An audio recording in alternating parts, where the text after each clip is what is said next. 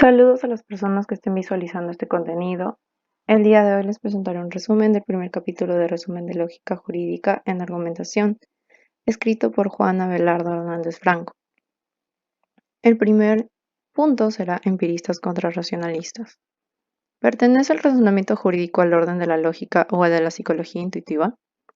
La mayoría de estudios en antigüedad se centraban en reemplazar el juicio de la razón común al término que en el razonamiento silogístico escolástico era perteneciente a un valor clave, buscando de esta forma sustituir la demostración por la comprobación.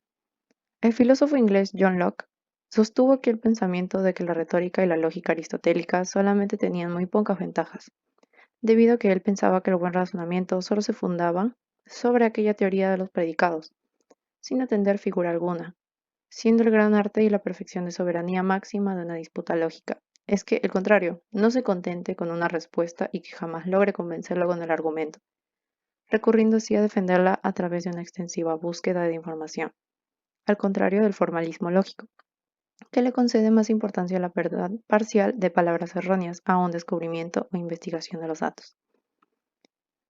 El autor nos comenta que la persona que se preocupe mucho más en la dialéctica y el formalismo artificial que en la investigación de la verdad, solamente para poder hallar la satisfacción del triunfo de la discusión, es un hombre insolente e irrazonable, preso del mal o nulo uso de la educación. Leibniz nos hace mención de que la ubicación del conocimiento no se halla en aquellos juicios prácticos, sino en los especulativos, siendo el objeto de estudio principal la proporción de conductas entre individuos y su concordancia con estos, ya que la concordancia entre las conductas será verdadera independientemente de quien las haya hecho, al contrario de la ejecución de los mismos. Leibniz nos explica que el razonamiento jurídico es especulativo, aunque trate cuestiones dirigidas a una acción concreta, requiriendo de un instrumento que permita la comprensión de un modo claro, ordenado y coherente, siendo este instrumento un tipo específico de lógica, que puede extraer consecuencias seguras, utilizando incontestables reglas de la lógica. También nos deja un inciso, explicándonos que la teoría del derecho es el número de aquellas que no dependen de experimentos, sino de definiciones, no de lo que muestran los sentidos, sino de lo que demuestra la razón, y son, por así decirlo, de derecho y no de hecho. En cuanto a ciencia de las leyes necesarias al pensamiento, sin las cuales no tiene lugar uso alguno del entendimiento y de la razón, y que constituyen por consiguiente las condiciones bajo las cuales el entendimiento puede y debe concordar únicamente consigo mismo, es la lógica. La lógica es, empero, un canon, y en cuanto al canon del entendimiento y de la razón, no le está permitido pedir prestado a ningún principio de ciencia ni de experiencia alguna, ya que ha de contener puras leyes a priori, que son necesarias y conciernen al entendimiento en general. Es verdad que algunos lógicos presuponen principios psicológicos en la lógica. Introducir semejantes principios en la lógica es tan absurdo, sin embargo, como derivar la moral de la vida. Si tomamos los principios de la psicología, es decir, de la observación de nuestro entendimiento, veríamos simplemente cómo acontece el pensamiento y cómo es bajo los diversos impedimentos y condiciones subjetivas. Esto conduciría, por tanto, al conocimiento de meras leyes contingentes. Debe instruirnos acerca del uso correcto del entendimiento, es decir, acerca del uso del entendimiento en concordancia consigo mismo. Inciso 1.2. Puntos de encuentro y desencuentro. De esta misma manera, durante el siglo XIX y principios del XX, se inclinaron arraigadamente al pensamiento de que era posible poder describir aquellos procesos del pensamiento psicológico por medio de la lógica. Algunos autores incluso lograron afirmar que la lógica debía ser considerada como una rama de psicología. Entre ellos estaba el filósofo John Stuart Mill, quien en su análisis contra Hamilton declaró: "La lógica no es una ciencia distinta de la psicología y coordinada con esta. En cuanto a la ciencia, es una parte o una rama de la psicología, que se distingue de esta a la vez como parte del todo y como el arte de la ciencia". Hacia los decenios de 1870 y 1880, cuando la psicología nacía como una ciencia y ocupaba un lugar académico en las universidades, un importante grupo de psicólogos apoyó la tendencia a vincular la lógica con los estudios de la mente, destacando entonces al célebre psicólogo Theodor Lipps, quien pensaba que la lógica era una disciplina psicológica, por operar el orden psíquico intentando volverlo conocimiento, siendo su opinión que el conocimiento solo se puede dar en el psique, por ser procesos reales. como por ejemplo el principio de no contradicción de identidad, el de tercero excluido, son aquellas leyes tautológicas del pensamiento o determinaciones. Es que en efecto, para muchos psicólogos la psicología no tenía nada de normativa, ni tendría que investigarse cómo se debía de pensar la forma correcta o de manera correcta. El saber que sea experimental solamente se limitaba a describir, en todo caso, de qué manera se debía pensar, ya que ciertamente la inteligencia opera de diferentes maneras mediante mecanismos más variados en todos los tratados de lógica, eliminando todo factor psicológico posible, ya que la lógica formal ya no debería tener nada de psicológico y operar como una pura axiomática. Toda relación legal es entre dos personas el monopolio de la violencia estatal. Es necesario para implementar el sistema. Cada término tiene un término correlativo opuesto. Una relación puede ser descrita con 8 términos y sus correlativos pares opuestos. Combinando los modelos lógico-formales con el modelo de Hopfeld, y conformó su propio modelo llamado pulverización sistemática. Inciso 1.3. Psicología y Derecho. En Europa se instaló el primer laboratorio enfocado solamente en estudios de psicología. Este fue fundado en 1879 en la ciudad de Leipzig por Wilhelm Wundt, que nació en 1832 y murió en 1920. El objetivo de Wundt era principalmente el descubrir los procesos que generan la conciencia. Pretende detectar las formas y las conexiones que empíricamente la describen. Uno de los discípulos más destacados de Wilhelm Wundt es Leipzig. Fue el psicólogo polaco-alemán Hugo Münster, quien llegó a Estados Unidos en 1891 para participar en el primer Congreso Internacional de Psicología, donde las investigaciones expuestas en dicho coloquio por Münsterberg despertaron el interés del psicólogo y filósofo norteamericano William James. Este lo invitará a permanecer en el país para trabajar juntos en el Laboratorio de Psicología de la Universidad de Harvard, ubicado en el Emerson Hall. Probablemente sea el primer estudio en el siglo XX dedicado a vincular los estudios de la mente con el campo del derecho. El escrito es un pequeño artículo titulado En el estrado de los testigos. Son ensayos sobre psicología y derecho penal. En él apenas aborda algunos aspectos psicológicos que el derecho debería tomar en cuenta durante el interrogatorio a un testigo, cuestiones sobre sus emociones y su memoria en general. En introducción al artículo, Münsterberg afirma que seleccionó los problemas que muestran cómo psicología y el derecho entran en contacto, refiriéndose esencialmente a la mente del testigo, prestando para un tratamiento experimental muy interesante.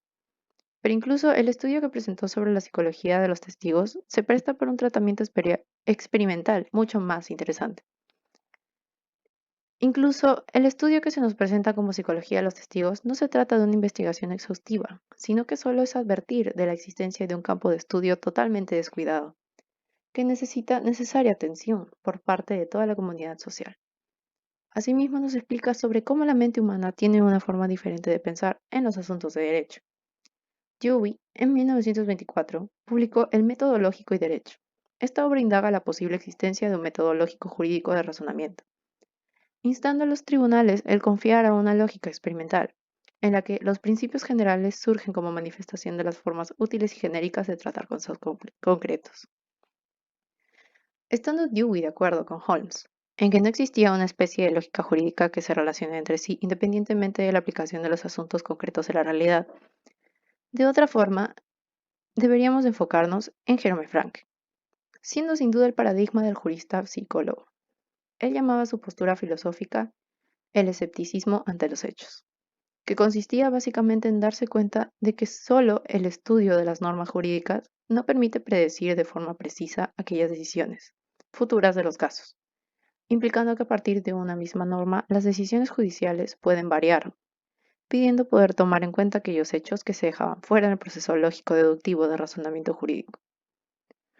Después de las indagaciones realizadas por los miembros del realismo jurídico norteamericano, las investigaciones sobre el razonamiento jurídico decaen. En todo caso, se pueden señalar algunas interesantes excepciones. En la década de 1940 aparecieron dos obras destacadas.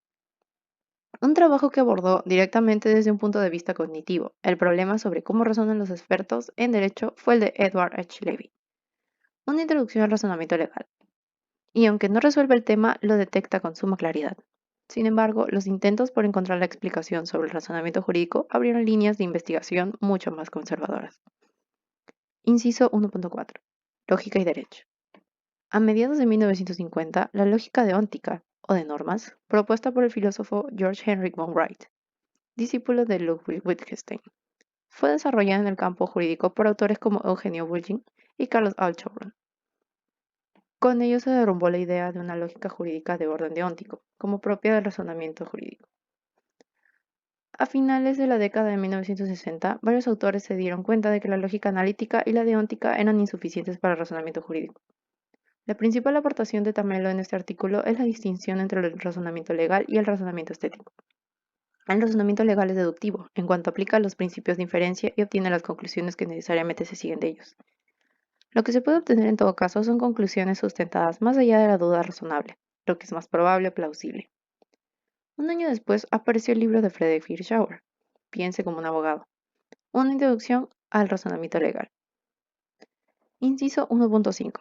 Razón práctica y razón empírica. Los seguidores de la tradición escolástica y los de la tradición kantiana han tratado de resolver el problema de la racionalidad jurídica, atendiendo a las nociones de razón práctica existentes en ambas líneas. Autores como Carlos Santiago Nino estudian el razonamiento jurídico a partir de su categoría de razonamiento práctico al considerar que las normas jurídicas no constituyen por sí solas razones para la acción. Otros como Carlos Mazzini Correas y Rodolfo El Vigo ubican el razonamiento jurídico en la razón práctica desde la perspectiva iusnaturalista. Las distinciones han sido varias y se han mezclado a lo largo del tiempo. Esta mixtura ha causado una serie de equívocos que, en lugar de ayudar a matizar las formas de razonamiento jurídico, en realidad lo han vuelto mucho más confuso. Sin embargo, a diferencia de la idea de Kant y Tomás de Aquino incorpora modo de contenido el bien incoado en las inclinaciones humanas. En el caso de Kant, la acción como tal no es el fruto de un impulso, sino que incluye un principio subjetivo de acción o una cierta máxima al actuar.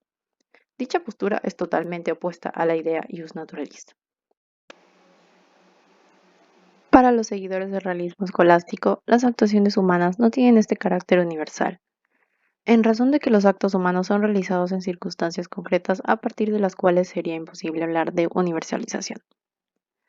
Para los escolásticos, la ley moral natural es una ley naturalmente emitida por nuestra razón práctica o hábito de los primeros principios prácticos, llamado sinderesis.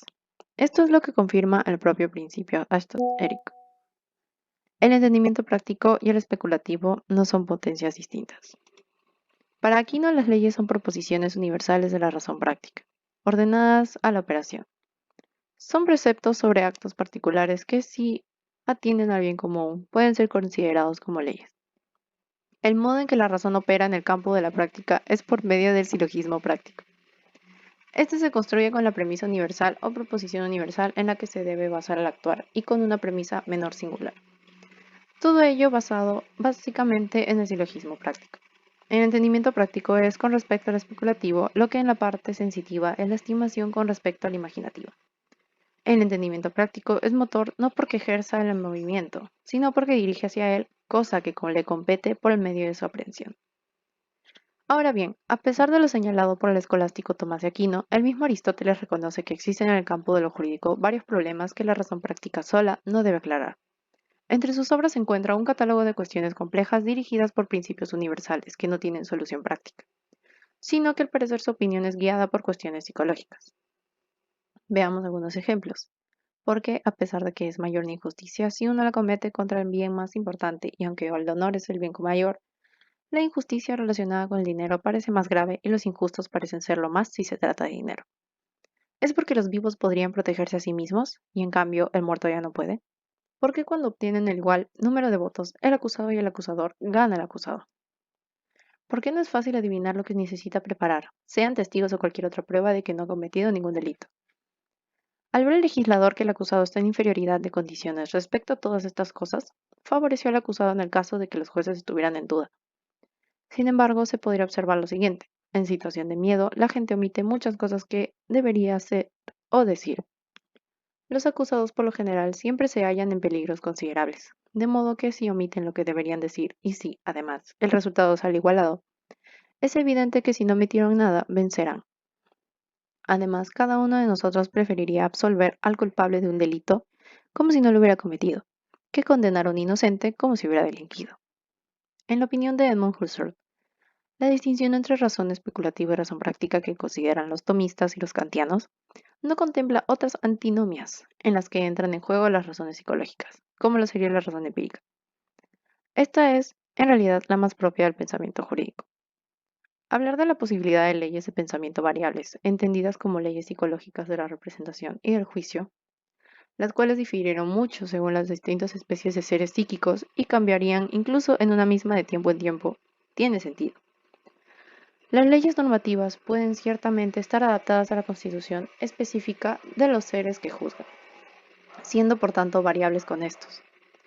Pero ¿tendrían también otros axiomas y teoremas? Esta pregunta nos lleva más allá. Hablar de leyes variables del pensamiento solo resulta un contrasentido, cuando entendemos por ellas leyes lógicas puras. Por eso no pueden ser afectadas por ningún cambio real o ficticio, percatándonos en realidad de ambas tradiciones, tanto la escolástica como la kantiana, las cuales abordan la idea de una razón práctica, pero que confunden el carácter empírico con lo práctico.